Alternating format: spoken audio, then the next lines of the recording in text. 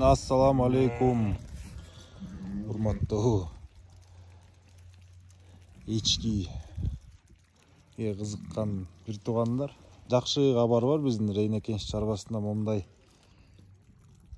тукумдук былтыркы 2 тиш, ошондо 1 жаштык теке белек болуп келди.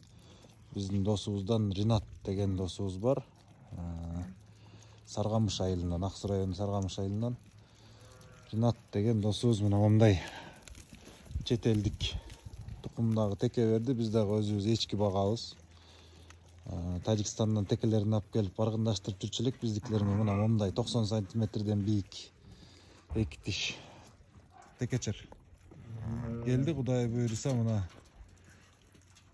эчкинин селекциясы жүрүп келет. Бизде мына дагы да улантабыз.